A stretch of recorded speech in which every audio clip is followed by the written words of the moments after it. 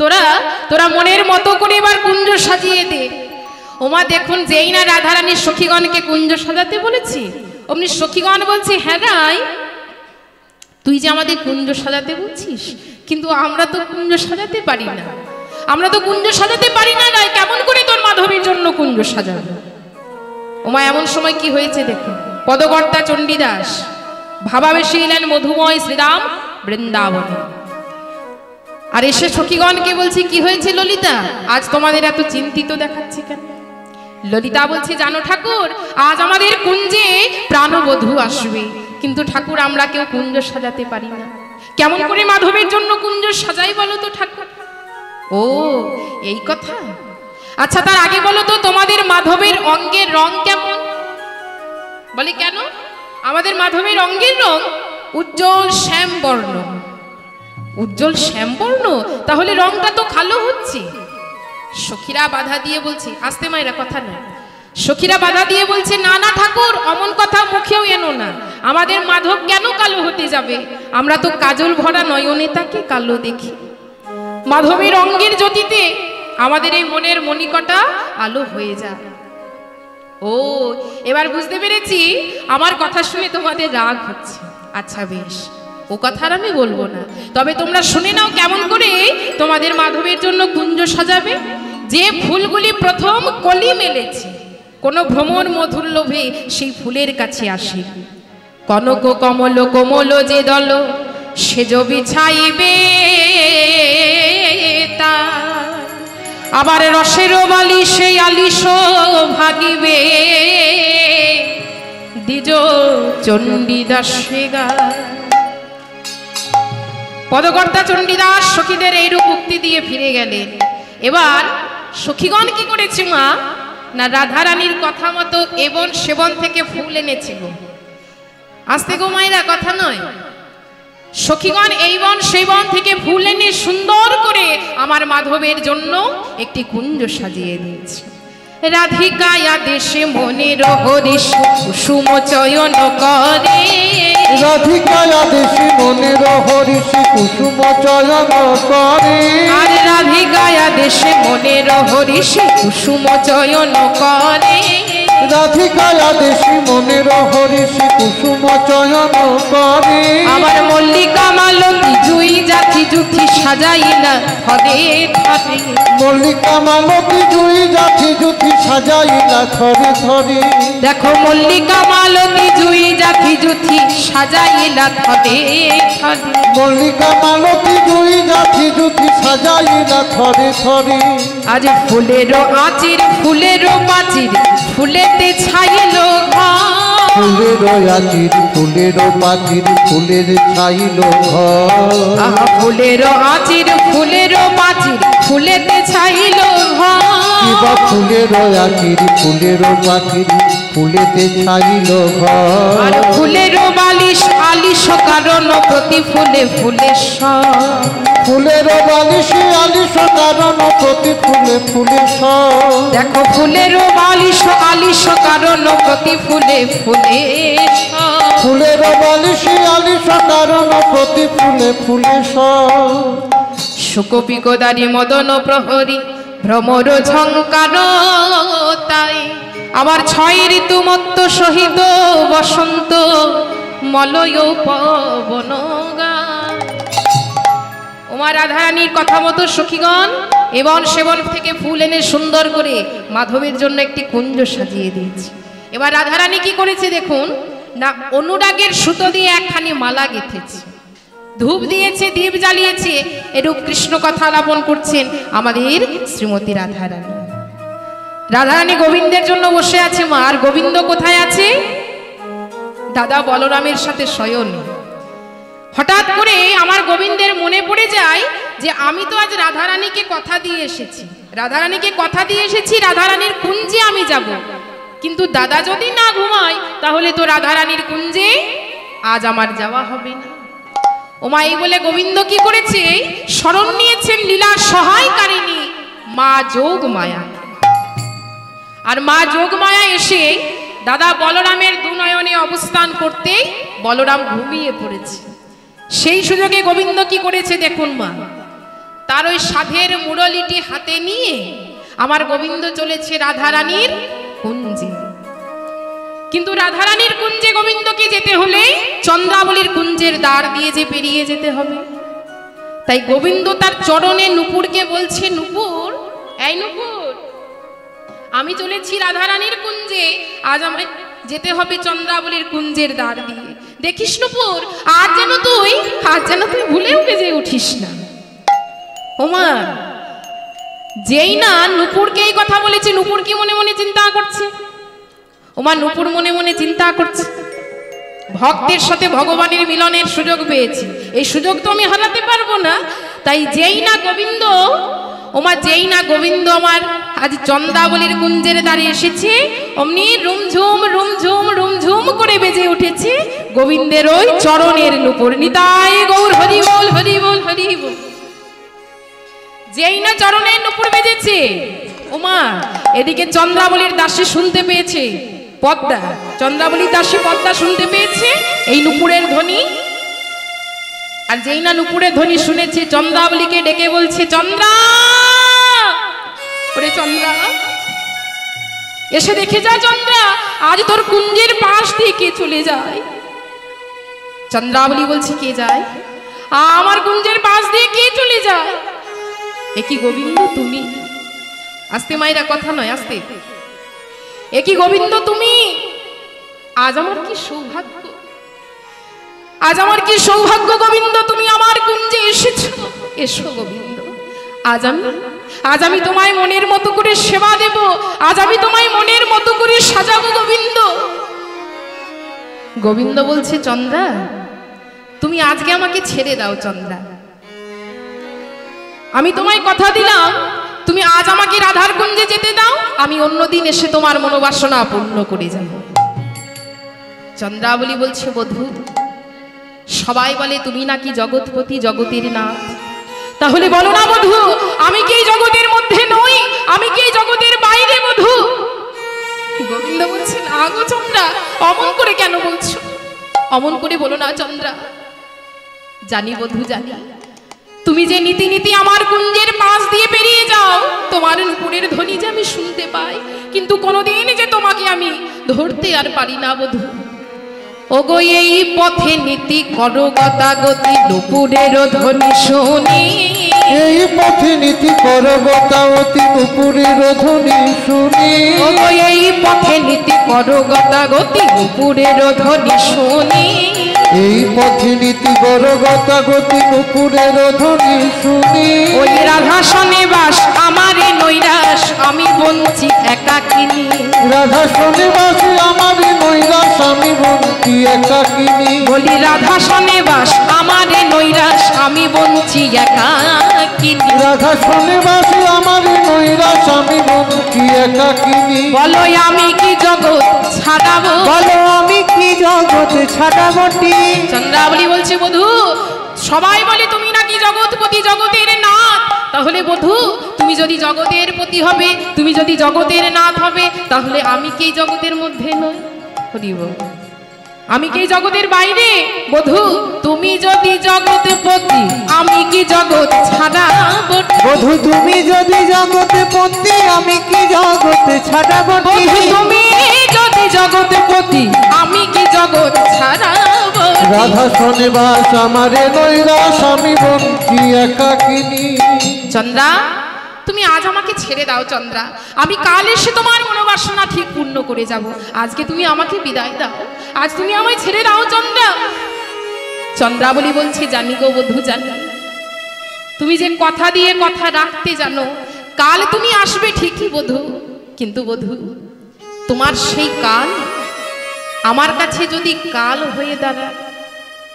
দেখুন মায়েরা, এই নিঃশ্বাসকে কিন্তু বিশ্বাস নেই, আছে এই আছে আবার এই নেই, কখন যে বিদায় নিতে হবে আমরা কিন্তু কেউ তা জানি না মা।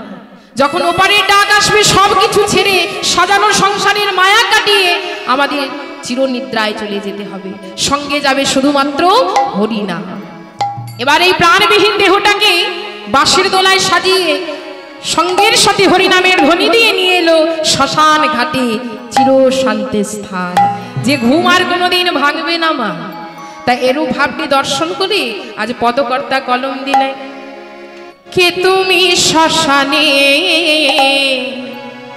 ঘুমায়ে রয়েছ, কে তুমি শ্মশানে ঘুমায়ে রয়েছ, ওগো কে তুমি শ্মশানে ঘুমায়ে রয়েছ, কে তুমি শ্মশানে ঘুমায়ে রয়েছ। ওই অনিমেষ নেত্রে আমার ঊর্ধ্বপানে চেয়ে, অনিমেষ নেত্রে ঊর্ধ্বপানে চেয়ে, স্বপ্ন শূন্য নিদ্রায় সমাধি লয়েছ, কে তুমি শ্মশানে ঘুমায়ে রয়েছ। ওগো কে তুমি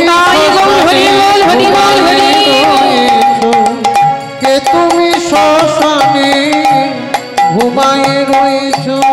ওই সুখময় নিদ্রায় ঘুমাইতে হলে সংসার মায়া একদিন যেতে হবে ছেড়ে, সুখময় নিদ্রায় ঘুমাইতে হলে সংসার মায়া যেতে হবে ছেড়ে। দেখুন মায়েরা, আমরা এই পৃথিবীতে এসেছি মা দুদিনের জন্য খেলা ঘর বাঁধতে, তাই তো মা? ভগবান সুতো ধরে আমাদের খেলাচ্ছে, যেদিন ভবপারের ডাক আসবে সেদিন কিন্তু এই সাজানোর সংসারের মায়া কাটিয়ে আমাদের সকলকে কিন্তু বিদায় নিতে হবে।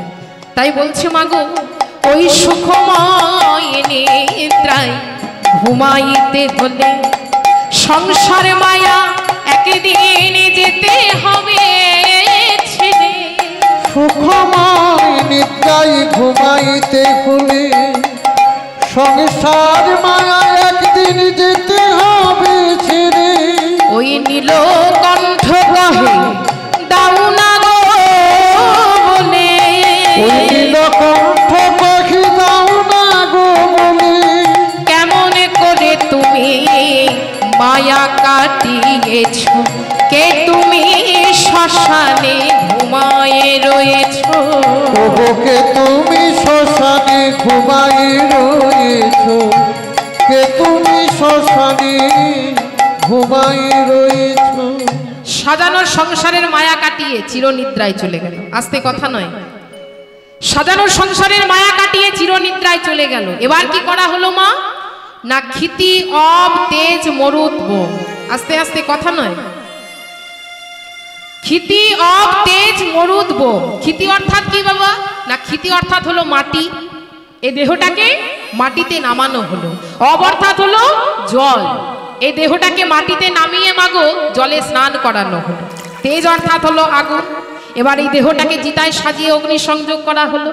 আর যেই না অগ্নি সংযোগ করা হয়েছে অমনি কোথা হতে ছুটতে ছুটতে এলো মরুদ। মরুদ অর্থাৎ বাতাস, আর বাতাসে উড়তে উড়তে উড়তে উড়তে বোম অর্থাৎ আকাশ। পঞ্চভূতের দেহ পঞ্চভূতেই মিলিন হয়ে গেল। নিতাই গৌর হরি বল হরি বল হরি বল।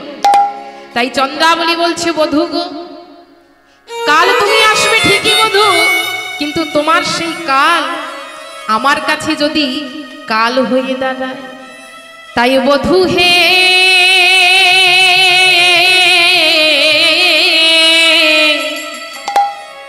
তোমায় ছাড়িয়া নাহি কো দেব, তোমায় ছাড়িয়া নাহি কো দেব, তোমায় ছাড়িয়া নাহি কো দেব। কত সাধনা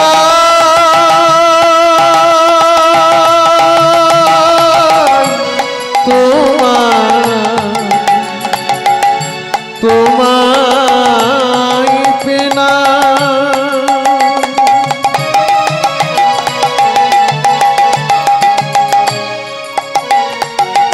কত আরাধনা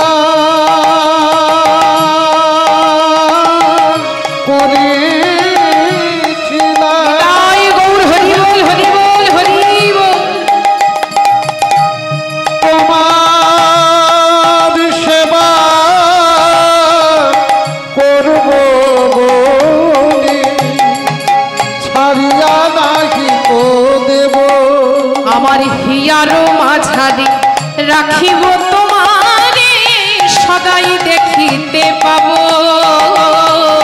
সদাই দেখিতে পাবো তোমায়, সদাই দেখিতে পাবো।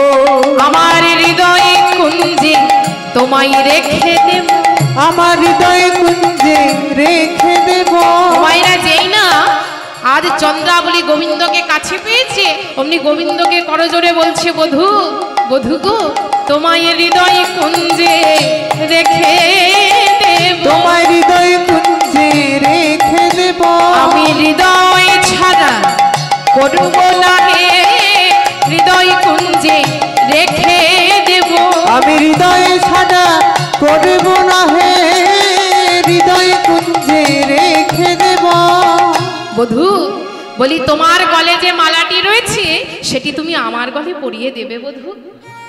ওমা গোবিন্দ কি করেছে, নিজ গলার মালাখানি চন্দ্রাবলীর গলে পরিয়ে দিয়েছে। এবার বলছি, বেশ চন্দ্রা, এবার তাহলে আমি আসি। কি বললে বধূ? আমার গলে মালা পরিয়ে তুমি চলে যাবে? ওগো বধূ, আমার যে অনেক দিনের সাধ, আমার যে অনেক দিনের ইচ্ছে, এই সাজানো কুঞ্জে তুমি আসবে, তোমায় মনের মতো করে আমি সাজাবো, তোমায় মনের মতো করে আমি সেবা দেব। এসো বধূ এসো, তুমি আমার কুঞ্জে এসো। ওমা গোবিন্দ অনেক অনুনয় বিনয় করলেন, কিন্তু কোনো কাজ হলো না। এবার কোনো উপায় না পেয়ে গোবিন্দ চন্দ্রাবলীর কুঞ্জে গেলেন। আর চন্দ্রাবলী যেই না গোবিন্দকে কাছে পেয়েছে, অমনি মনের সাধে আজ গোবিন্দকে সাজাচ্ছে, মনের মতো করে গোবিন্দের সেবা করছে। মা কেমন ভাবে? মনসাধে সাজাই চন্দ্রাবলী, উলুধ্বনি উলুধ্বনি, মনসাধে সাজাই চন্দ্রাবলী, মনসাধে সাজাই চন্দ্রাবলী। সুন্দর হৃদয় পূর্ণ হলো পাইয়া বনমালী, সাজাই চন্দ্রাবলী, মনসাধে সাজাই চন্দ্রাবলী, মনসাধে সাজাই চন্দ্রাবলী, মনসাধে সাজাই চন্দ্রাবলী। আজ কনক আসন পাতি বধূরে বসাইলা, সুশীতল জলানি চরণ ধোয়াইলা, কনক আসন পাতি বধূরে বসাইলা, সুশীতল জলানি চরণ ধোয়াইলা।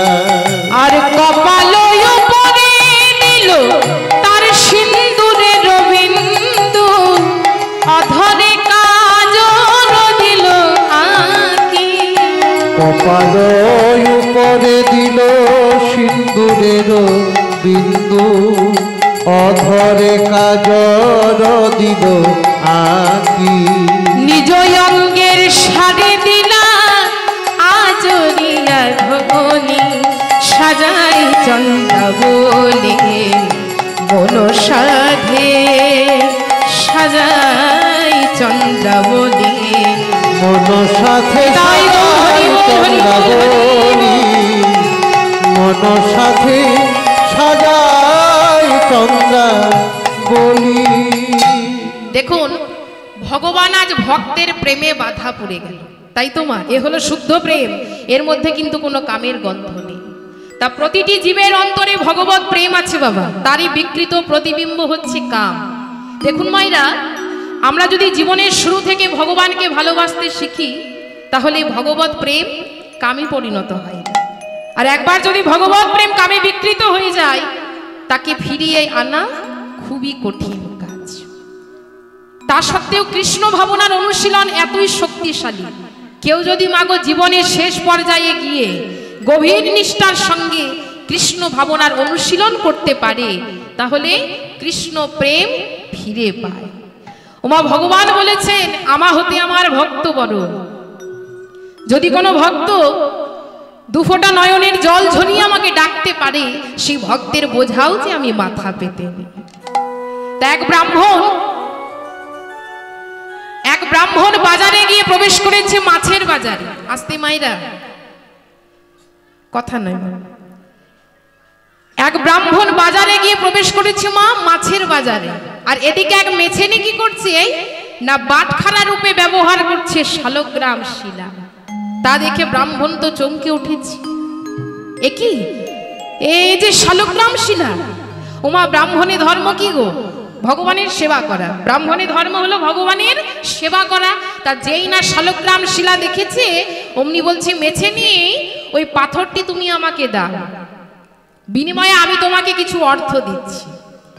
মেছেনি বলছে, শোনো ঠাকুর, তুমি কিছু মাছ নিয়ে যাও, আমি তোমাকে বিনামূল্যেই দেব, কিন্তু এই পাথর তো তোমায় দিতে পারবো না। এই পাথরটার কত গুণ জানো? কেউ যদি 500 গ্রাম মাছ চায়, আমি এই পাথরটাই চাপিয়ে দিই। কেউ যদি 200 গ্রাম মাছ চায়, আমি এই পাথরটাই চাপিয়ে দিই। যত পরেই মাছ আনি না কেন, আমার মাছ কিন্তু আগেই বিক্রি হবে, তাই এই পাথর আমি তোমাকে দিতে পারবো না। ব্রাহ্মণ বলছে, এই শোনো মেছেরি, আমি তোমাকে 1000 টাকা দেব, তাও পাথরটি তুমি আমাকে দেবে না? ওমা, মেছেনির কিন্তু মনে মনে লোভও আছে, মনে মনে চিন্তা করছি, একসাথে এতগুলো টাকা, আজ থেকে কথা নয়, একসাথে এতগুলো টাকা, তাছাড়া একে তো অনেকদিন ব্যবহার করলাম, এবার এর মায়া ছেড়ে দেওয়া ভালো। বেশ বেশ ঠাকুর, আমি এই মাছ কটা বিক্রি করে নি, তুমি ততক্ষণে বাজারটা একটু ঘুরে এসো। এই বলে ব্রাহ্মণ বাজার থেকে কিনে আনলেন সুন্দর একটি সিংহাসন। এবার এসে বলছে, কই মেছেনি, তোমার মাছ বিক্রি করা হয়েছে? বলে, হ্যাঁ ঠাকুর, হয়ে গেছে। আচ্ছা বেশ, তবে শোনো, আমার কাছে কিন্তু অতগুলো টাকা নেই, তুমি আমার সাথে আমার বাড়িতে চলো, আমি তোমাকে টাকা দেব। এই বলে ব্রাহ্মণ চলেছে আগে আগে, আর মেছেনি চলেছে পেছনে পেছনে। ওমা, ব্রাহ্মণ দাঁড়িয়ে এসে ব্রাহ্মণীকে বলছে, ব্রাহ্মণী, তুমি একে 1000 টাকা দিয়ে দাও তো ব্রাহ্মণী। আর এদিকে ব্রাহ্মণী ভেতর থেকে কি চিন্তা করছে, মা, ব্রাহ্মণ বাজার থেকে আবার কি কিনে এনেছে যে এতগুলো টাকার একসাথে আজ প্রয়োজন হয়েছে। ব্রাহ্মণী বেরিয়ে এসে দেখছে না শালগ্রাম শিলা। ভক্তিভাবে সেই শালগ্রাম শিলাতে প্রণাম জানিয়ে মেছেনির হাতে 1000 টাকা তুলে দিয়েছে। আর এদিকে ব্রাহ্মণ কি করেছে, মা, সে পাথরটিকে ভালো করে পরিষ্কার করে গঙ্গার জলে স্নান করিয়ে সিংহাসনে প্রতিষ্ঠা করলেন। এবার রাত্রি হতে ব্রাহ্মণকে স্বপ্ন দিয়েছে,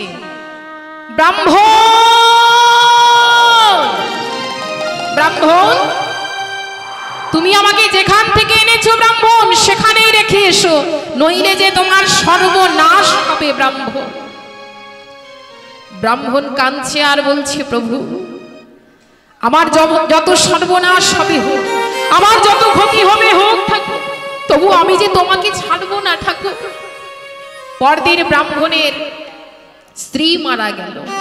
বলে, ব্রাহ্মণ, আমি তোমাকে এখনো বলছি, তুমি আমাকে ওই মেছেনির মাছের ডালাতেই রেখে এসো, নইলে তোমার যে আরো সর্বনাশ হবে ব্রাহ্মণ।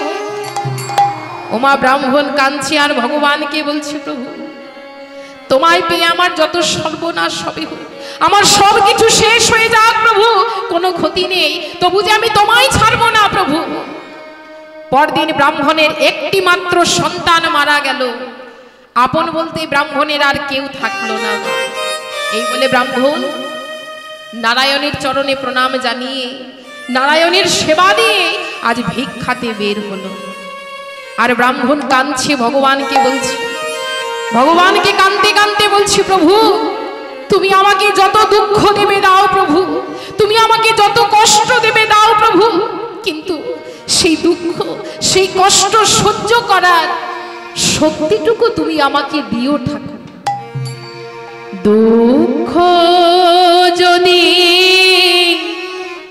দাও হে প্রভু, সহিতে শক্তি দুঃখ যদি দাও হে প্রভু, সহিতে শক্তি দাও। দুঃখ যদি দাও হে প্রভু, সহিতে শক্তি দাও। দুঃখ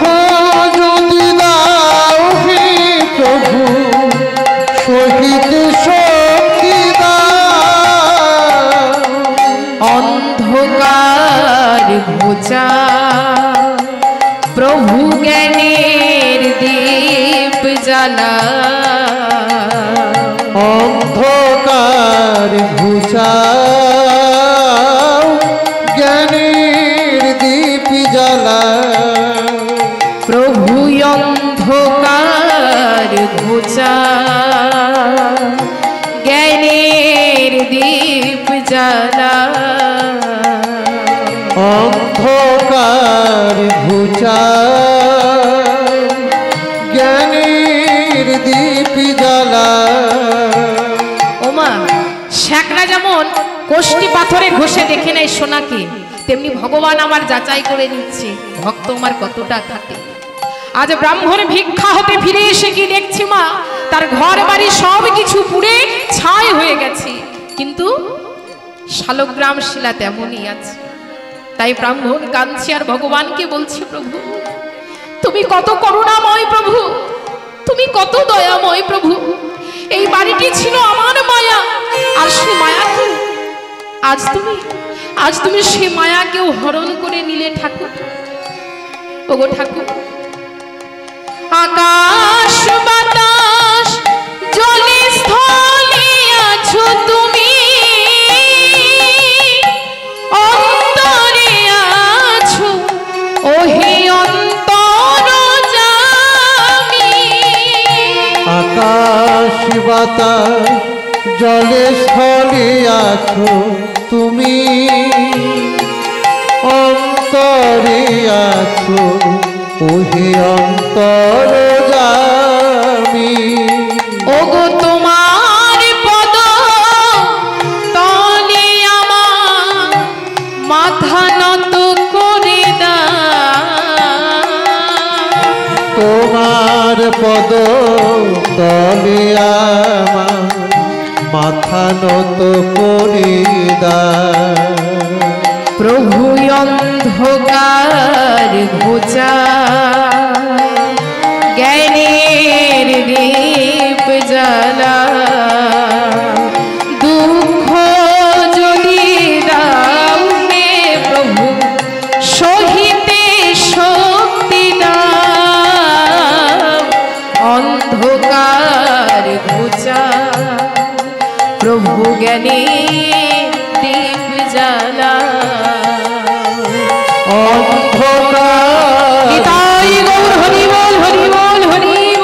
জ্ঞানের দীপ জ্বালা অন্ধকার ঘুচাও জ্ঞানের দীপ জ্বালা। এবার ব্রাহ্মণ এসে বসলো একটি বৃক্ষের তলায়। আর দেখুন মা, আজ ভগবান ভক্তকে পরীক্ষা করার জন্য কি করলেন না, ব্রাহ্মণের শরীরে দিয়েছে কঠিন ব্যাধি, এমন ব্যাধি ব্রাহ্মণের শরীরে দিয়েছি মা, আজ ব্রাহ্মণ উঠে দাঁড়াতে পারলেন না। তাই ব্রাহ্মণ কাঁদছে আর বলছি, প্রভু আজ যে আমি নিরুপায়, ওগো প্রভু আজ তুমি তোমার সেবা নিজেই করে নাও প্রভু। ভগবান ভক্তের কাছে পরাজিত হলে তাই শঙ্খ চক্র গদা পদ্মধারী নারায়ণ এসে দাঁড়িয়েছে ব্রাহ্মণের সম্মুখে। ব্রাহ্মণের মাথায় কোমল কর স্পর্শ করে বলছে, ব্রাহ্মণ তুমি কিচ্ছু হারাওনি ব্রাহ্মণ, আমি যে এতক্ষণ ধরে তোমার পরীক্ষা নিচ্ছিলাম, তুমি যে পরীক্ষায় উত্তীর্ণ হয়েছো ব্রাহ্মণ, চলো তুমি আমার সাথে বৈকুণ্ঠে চলো, তুমি যে সব কিছু ফিরে পাবে ব্রাহ্মণ। তাই মাইরা ভক্তি দিয়ে এক মনে দুফোঁটা নয়নের জল ঝরিয়ে ভগবানকে ডাকে। কেউ যদি ডাকতে পারে মা, সেই ভক্তের ডাকে ভগবান সাড়া দেয়। ভগবান বলেছেন মা, আমা হতে আমার ভক্ত বড়, তাই ভগবানকে ডাকতে হলে অন্তর থেকে ডাকতে হবে, মন প্রাণ ভরে ভক্তি ভরে এক মনে ভগবানকে ডাকতে হবে, তবেই সেই ভক্তের ডাকে ভগবান সাড়া দেবে। নিতাই গৌর হরি বল, হরি বল, হরি বল। তাই দিকে শ্রীমতী রাধারানী আমার আজ গোবিন্দের জন্য কুঞ্জ সাজিয়ে বসে আছেন, কিন্তু গোবিন্দ রাধারানীর কুঞ্জে এলো না। সুসজ্জিত কুসুমের শয্যা পুনরায় সাজিয়েছে, প্রজ্বলিত দীপকে আরো প্রজ্বলিত করে তুলেছে। কোথাও শুকনো পাতার উপর শিশিরের বিন্দু পড়ছে, অমনি রাধারানী আমার ছুটতে ছুটতে গিয়ে বলছে, ওই বুঝি আমার মাধব এলো। কখনো বা নিজের ছায়া দেখে নিজেই চমকে উঠছে, ওই বুঝি আমার মাধব এলো।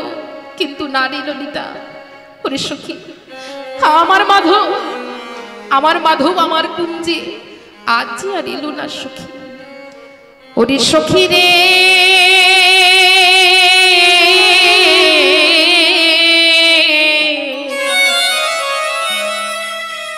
আমি বধুর লাগিয়া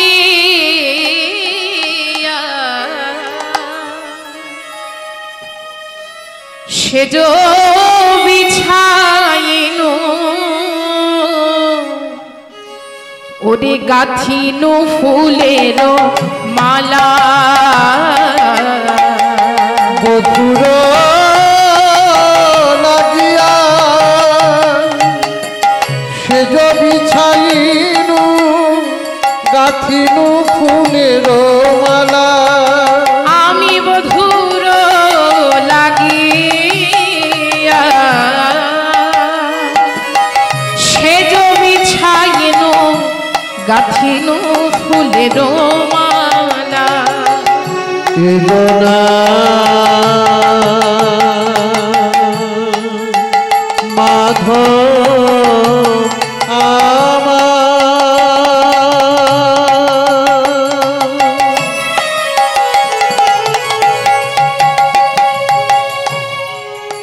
নিশি প্রায়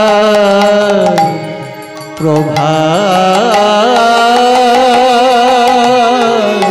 হলো। নিতাই গৌর হরি বল হরি বল হরি বল। এলো না ওরে ললিতা বধুর লাগিয়া সেজ বিছাইনু গাথিনু ফুলের মালা।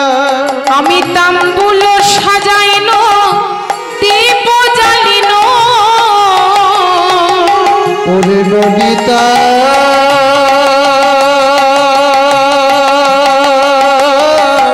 ওরে সখী তাম্বুল সাজাইনু দীপ জ্বালিনু। আমার মন্দির হইল আলা। মন্দির হইনু আলা আমার মন্দির হইনু আলা। আমার প্রাণ বধূ আসবে বলে, আমার প্রাণ বধূ আসবে মনে। কত যতন করে আমি কুঞ্জ সাজালাম প্রাণ বধূ আসবে বলে। কত যতন করে কুঞ্জ সাজালাম প্রাণ বধূ আসবে মনে। কত যতন করে কুঞ্জ সাজালাম আমার প্রাণ বধূ আসবে বলে। কত যতন করে কুঞ্জ সাজালাম প্রাণ বধূ আসবে মনে। আবার পথ পানে চাহি বল কতবার রহিব, কত প্রবোধিব মনে। ওই পথ পানে চাহি কতবার রহিব কত প্রবোধিব মনে। ওই রস শিরোমণি আসিবে এখনি দ্বিজ চণ্ডী দাস ভনে। দ্বিজচণ্ডী দাসী ভনে। ওরে সখী রে,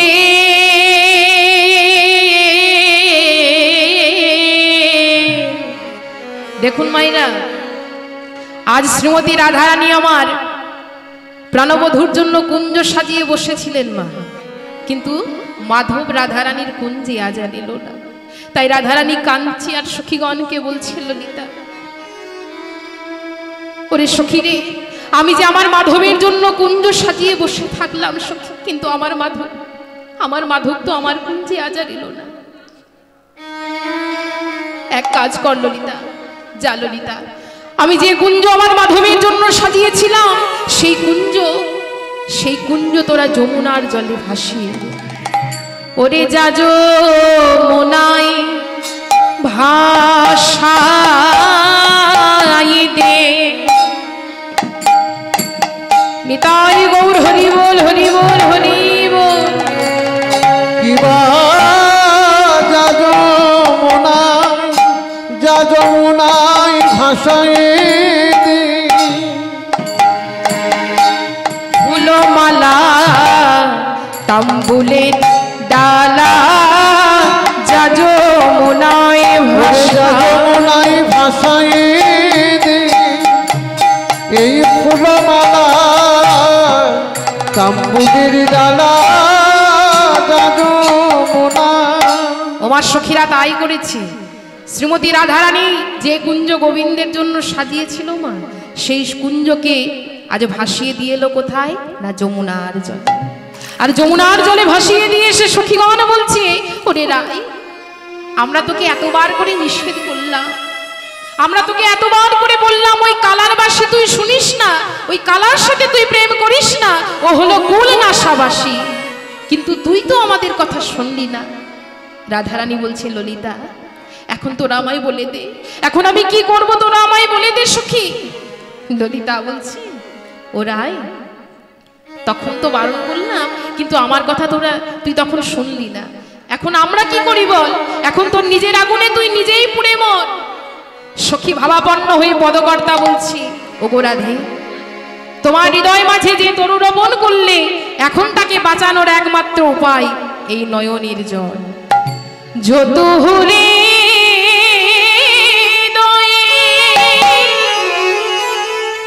প্রেম তরু রূপিণী শ্যাম জল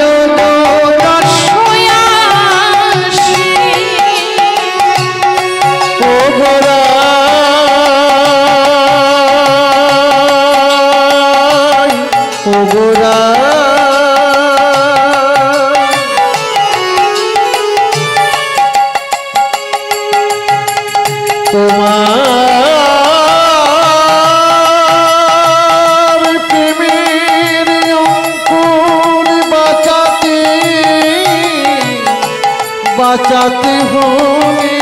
নিতাই গৌর হরি বল, হরি বল, হরি বল।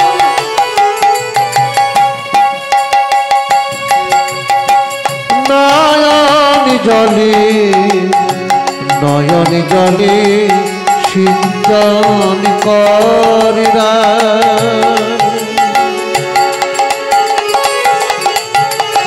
ও গোরা ও গোরা যত হৃদয়ে প্রেম তরু রূপিণী শ্যাম জল